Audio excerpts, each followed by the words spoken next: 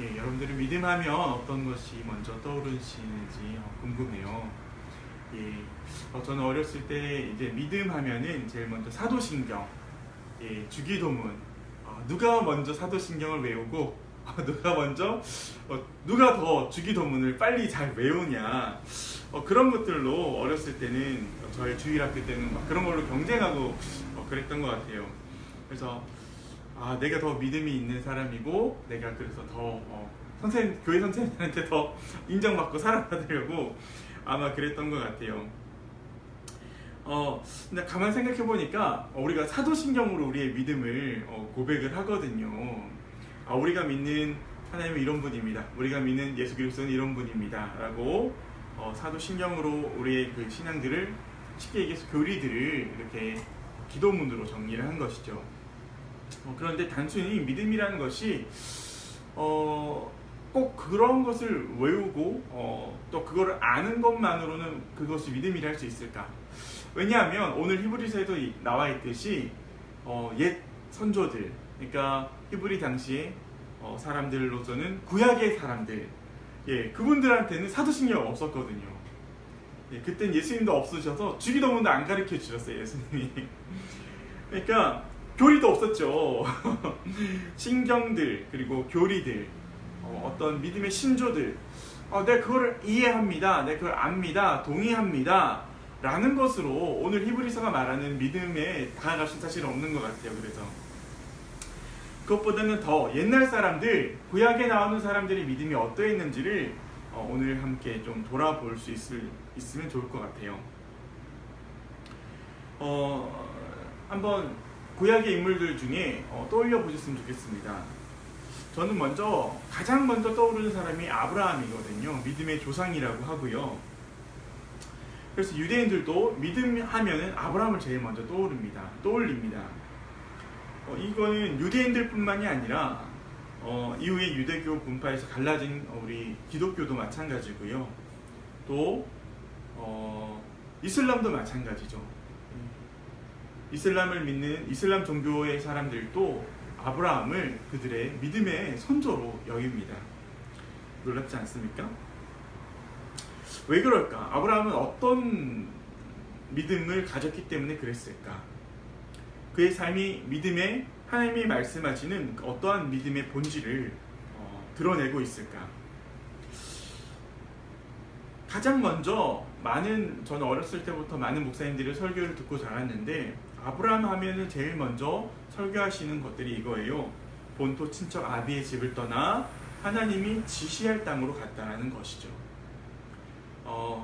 하나님께서 약속을 하셨지만 정확히 어느 동네에 언제까지 가라는 말씀이 없으셨어요. 그러니까 지시할 땅으로 가라는 거였어요. 네. 그러니까 지시가 내려진 것이 아니라 내가 곧 너가 어디로 갈지 지시할 건데 일단 떠나라는 거였어요. 지금 당장 떠나. 그 말씀에 순종한 것이죠. 아무것도 정해진 것이 없었습니다. 하지만 어떤 상황을 믿었던 것, 어떠한 구체적인 약속을 믿었던 것이 아니라 하나님이라고 하는 그 존재, 하나님의 실제, 하나님의 현존을 신뢰한 것입니다. 그래서 아무런 계획도 없고 정해진 것이 없어요. 우리는 그럴 때 불안과 두려움을 느끼는데 아브라함은 그 미지의 세계 속으로 걸어 들어간 것입니다. 그래서 저는 믿음이란 우리가 그렇게 내가 그동안 알지 못했던 새로운 환경으로 걸어가는 것이라고 생각합니다. 오늘의 히브리서의 말씀도 믿음을 이야기하면서 유대인들만이 알던 그 믿음, 자기들이 율법 안에서만 믿던 그 믿음, 그 울타리 밖으로 나오라는 것이죠. 예수 그리스도라고 하는 새로운 환경 속으로 걸어 나오라고 권면하는 것입니다. 이전에 내가 살아온 경계를 넘어서 낯선 세상 속으로 들어가게 하는 것이 바로 믿음입니다. 이것은 아브라함이 실제로 자신의 삶을 옮겨서 그곳을 떠났던 것뿐만 아니라 우리가 내면에서 겪는 갈등 또한 마찬가지입니다. 구약의 선지자들은, 구약의 많은 사람들은 실제로 삶을 옮김으로 그 믿음을 보였지만 예수님 여기에 더해서 우리의 내면의 움직임 또한 명령하고 계신지요. 바로 그것이 대표적인 것이 원수를 사랑하라는 것입니다. 원수가 무엇입니까? 내 삶에 방해가 되는 것인데요. 내가 살아왔던 삶의 방식에서 용납할 수 없는 겁니다. 용납할 수 없는 가치를 가지고 오는 사람들, 내가 살아온 삶의 영역이 침범당할 것 같은 그런 존재, 두렵기도 하고 그래서 믿기도 하고 내가 멀리 해야 될 존재. 그래서 우리는 때로 내가 원수 같은 사람들을 악으로 규정합니다. 미워하고 혐오하고 멀리합니다. 그런데 그런 존재를, 그런 사람을 예수님은 사랑하라고 얘기하고 있어요. 많은 사람들이 기독교에서 가장 이해할 수 없는, 그리고 실천할 수 없는 예수님의 명령을 원수를 사랑하라는 걸로 이해합니다. 이것이 이해가 어려워서 교회를 떠난 사람도 있다고 합니다. 너무나 기만적이지 않느냐? 어떻게 원수를 사랑할 수 있느냐? 그래서 우리가 삶의 터전을 옮기는 것은 어쩌면 그 새로운 환경 속에 적응하기가 오히려 더 쉬울지도 모르겠어요. 그런데 우리가 절대로 타협하지 않고 어떤 환경 속에서 살더라도 절대로 양보할 수 없는 것이 바로 우리 내면의 경계거든요. 그런데 예수님은 우리의 남아있는 그 마지막 경계까지도 허물라고 하고 계십니다. 하나님이 한 분이시듯 믿음 또한 그렇게 하나님 안에서 우리가 하나가 되어야 된다는 것이죠.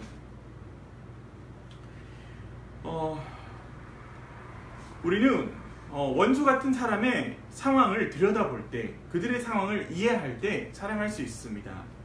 그 사람의 행동 양식이 어떻게 형성되었는지를 알면 이해할 수 있습니다. 모든 사람들은요, 현대 해석학에서는 이렇게 얘기합니다. 모든 사람들은 그 사람들의 합리적인 행동 양식을 가지고 있다고 얘기합니다.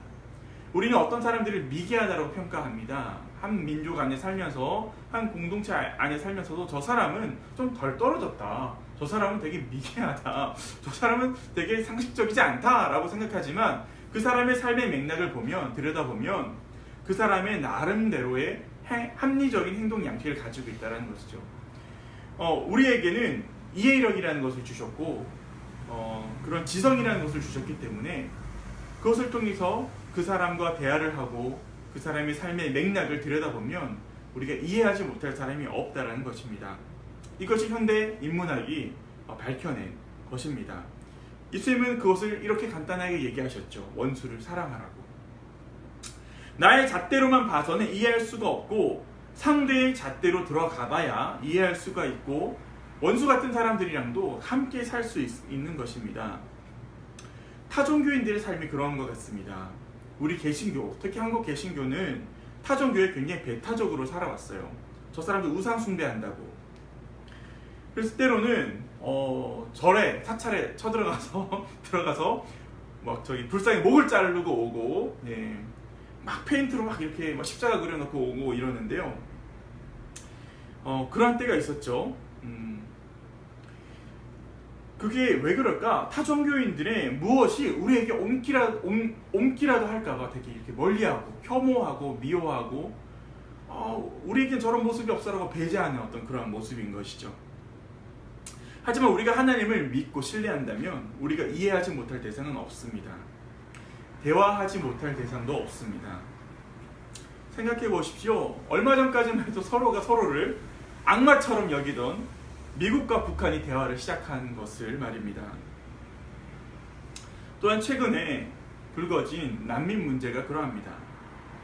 최근 제주도에 들어온 500여 명의 예멘 사람들이 난민으로 받아들일 것인지 아닌지를 많은 사람들이 이야기하고 있습니다.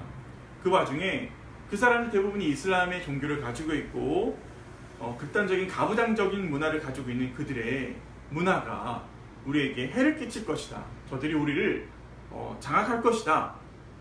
지금은 500명이지만 몇십 년 후면 저 사람들이 우리나라를 다 먹을지도 몰라 라고 하는 그런 불안과 두려움, 막연한 불안과 두려움이 있는 것이죠. 그래서 사람들의 그런 불안함들을 자극하는 가짜 뉴스들이 만들어지기 시작하고, 그러한 불안을 자극하고 두려움들을 자극하는 것은 사람들이 본능적으로 반응하는 것이기 때문에 굉장히 원초적인 말초적으로 자극되는 것이기 때문에 인터넷 세상을 쉽게 하루 만에, 이틀 만에 점령하고 말았던 것입니다. 하지만 오늘 히브리서가 말씀하고 있는 구약의 그 많은 사람들이 믿음으로 살았던 그 믿음은 우리가 어떠한 삶의 불안 속에서도 우리의 인간성을 훼손하지 않고 계속해서 앞으로 나아가는 용기를 갖게 하는 일이 됩니다. 우리는 어떤 상황을 만나도 우리의 중심에서 대처할 수 있으며 어려움에 처한 사람들을 그들의 출신 국가나 종교나 성적 지향성으로 차별하지 않을 수 있다는 것이죠. 우리에게 그러한 힘이 있다는 것입니다. 불안과 두려움은 믿음 없음에서 출발합니다. 대상을 신뢰할 수 없다는 뜻이고요. 내가 그것을 처리할 수 없다는 두려움입니다. 그래서 미리 제거하려는 것이죠. 하지만 우리는 사람을 믿지 않습니다. 우리는 대상을 믿는 것이 아닙니다. 우리는 하나님을 전적으로 신뢰함으로써 그분이 원하는 인간성을 이 땅에서 나타내려고 하는 것입니다. 하나님이 우리를 창조하셨다는 그 믿음은 거짓말로 가득 찬 창조과학으로 증명되는 것이 아니라 하나님이 당신의 형상으로 우리를 지으셨다는 그 믿음은 우리가 하나님의 성품에 참여할 때 증명되는 것입니다. 성령의 9가지 열매를 기억해 보십시오. 거기에 불안과 두려움이 어디에 있습니까? 배척과 혐오가 어디에 있습니까? 이러한 태도는 우리가 타종개인과 대화를 할 때 또한 어려움에 처한 난민들을 대할 때만 필요한 것이 아닙니다. 우리의 인생에서 마주치는 모든 낯선 상황들과 낯선 존재, 즉 타자, the others, 나와 다르다라고 하는 사람들, 이방인들을 대할 때 필요한 것입니다. 우리 인생에서는 만나야만 하는 내가 원하지 않는 사람, 만나야만 하는 원하지 않는 상황을 우리는 반드시 만나고야 맙니다. 그럴 때 아브라함은 환대했다라고 합니다. 부지 중에 이방인을 환대함으로 천사를 대접했죠. 자기가 이러한 상황들을, 우리의 불안하고 두려운 상황들을 직면하지 않고 회피하고 자기의 신앙의 틀 안에서, 폐쇄적인 그 틀 안에서 안정감을 누리려고 하면 할수록 우리의 믿음의 여정은 앞으로 나아가지 못하고 다음 단계로 나아가지 못하고 계속해서 비슷한 문제의 자리를 맴돌게 될 것입니다. 마치 이스라엘 백성들이 약속받은 가나안으로 바로 들어가지 못하고 40년간을 광야를 뱅뱅뱅뱅 돈 것처럼 말이죠. 우리가 모여서 하나님을 예배하는 이유는 우리가 우리의 인생에서 무엇과 마주치건 간에 하나님이 원하는 하나님의 형상을 훼손하지 않고 하나님이 바라는 예수님이 보여주신 그러한 인간성을 훼손하지 않고 계속 앞으로 나아가기를 서로를 격려하기 위해서입니다. 우리는 그래서 불안할 수 있습니다. 하지만 불안에 사로잡히지 않습니다. 두려워할 수 있지만 두려움에 사로잡히지 않습니다. 우리는 긴장할 수 있지만 경직되지 않은 태도를 가질 수 있습니다. 나를 위협할지도 모르는 낯선 대상에게 내 운명을 맡기지 않기 때문에 그렇습니다. 우리의 운명은 하나님께 있습니다. 미지의 위협 앞에서도 우리의 운명을 하나님께 맡기고 하나님의 주신 인격에 우리의 생각의 중심을 내어드려야 됩니다. 그러지 못할 때 우리는 폐쇄적으로 이곳이 안전하다라고 하면서 다른 사람들을 향해 끊임없이 선을 긋고 돌을 던지게 됩니다. 폐쇄적인 자기 신앙의 틀 속에 갇히게 되는 것이죠. 낯선 사람들, 낯선 상황이 싫어서 자기들만의 리그를 만든 어떤 부자 동네 사람들처럼 내가 바라는 깔끔한 상황, 내가 바라는 정결한 상황만이 내 기준으로 작동하게 되는 것입니다. 하지만 인간에게는 그러한 절대적인 기준, 절대적인 믿음이 없어요. 인간은 그걸 세울 수 없습니다. 이 말은 누구도 하나님께로 가는 단 하나뿐인 길을 소유하고 있지 않다는 뜻입니다. 기독교가 지금 2000년 동안 이렇게 지내왔지만 시대마다 이야기했던 교리들이, 핵심 교리들이 다 달라요. 그리고 어떤 교리들은 지금 이야기하면 서로 상충되는 것들도 있을 겁니다. 그렇게 변해왔다는 것이죠. 우리는 절대적인 것을 세울 수가 없습니다. 상황에 맞춰 하나님의 말씀을 재해석할 뿐이지요. 그래서 자신이 하나님에 대해 말할 수 있는 유일하고 절대적인 권위자가 되어야 한다거나 자신이 영원한 가치를 지닌 하나님의 계시에 완전한 근거를 가지고 있다고 누구도 주장할 수 없는 것입니다. 그런 것들은 역사적으로 볼 때 우리의 마음이 갈망하는 안도감을 느끼기 위해서 만들어진 우상에 지나지 않는 것입니다. 우리는 하나님을 움직이지 않게 고정시킬 수 없습니다. 고정된 하나님의 이미지는 그 자체로 죽어버린 것이며 생명력이 없습니다. 그러므로 믿음이라고 하는 것은, 히브리서가 말씀하고 있는 이 믿음이라는 것은 우리의 마음에 우리가 생각하는 평화와 우리가 생각하는 안전과 우리가 생각하는 확실성을 주지 않을 것이며 줄 수도 없고 주지도 않을 것입니다. 믿음은 오직 우리가 낯선 그 상황을 향해, 낯선 사람을 향해, 미래를 향해 진실성을 가지고 발걸음을 내딛도록 용기를 줄 뿐입니다. 이 세상에는 진정한 마음의 평화도 없고요, 보호도 없습니다. 안전도 없습니다. 그럼에도 불구하고 우리는 하나님을 신뢰함으로 우리의 삶 속으로 담대하게 뛰어나갈 수 있는 것입니다. 믿음은 우리 모두가 인생이라고 부르는 몸 속에 있습니다. 민족, 부족, 인종, 민족성, 그리고 성별과 성정체성 같은 인간의 방어적인 장벽들조차도 끝내는 우리를 하나님으로부터 분리시킬 수 없고 우리를 타인으로부터 분리시킬 수 없다는 점을 깨닫도록 요청하는 것입니다. 결국 우리 모두가 하나님의 자녀라는 것, 우리 모두에게 하나님의 사랑이 증거되어져야 된다는 것이죠. 믿음은 우리 모두에게 인간이 된다는 것은 하나님의 인격의 일부가 된다는 것이죠. 하나님 속에 우리가 하나가 되어야 된다는 것입니다. 그럴 때 인간이 세운 모든 장벽들, 모든 기준들이 무의미한 것을 이해하라는 것입니다. 오늘 본문은 믿음으로 인해서 모든 진리가 경험되고 실현된다고 말씀하고 있습니다. 오늘 우리 모두가 하나님의 진리가 경험되고 실현되기를 소망합니다. 저에게 그 믿음이 믿음되게 하는 것은 사랑입니다. 저는 혐오와 두려움에 휩쓸리고 싶지 않습니다.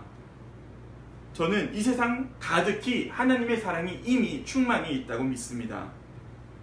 내가 그것을 보기 원한다면, 내 삶에 하나님의 사랑이 이루어지기를 원할 때 내 시선이 혐오냐, 두려움이냐, 아니면 사랑이냐, 그것을 선택하는 것이죠. 내가 하나님의 사랑이 내 삶 가운데 온전히 충만하기를 원한다면, 그것을 내 손으로 만지기를 원하고 내 눈으로 목격하기를 원한다면 그 하나님의 사랑이 내 삶의 실제가 되어서 나타날 것을 저는 믿습니다. 내 삶이 아무리 힘들지라도 말이죠. 세상이 주는 공포와 혐오에서 시선을 옮겨서 이미 충만한 하나님의 사랑으로 시선을 돌리는 우리 모두의 하루가 되기를 주님의 이름으로 소망합니다. 이미 예수 그리스도가 이루신 주님의 평화가 우리와 함께 하십니다. 아멘. 우리 시간 말씀을 기억하며 함께 기도했으면 좋겠습니다.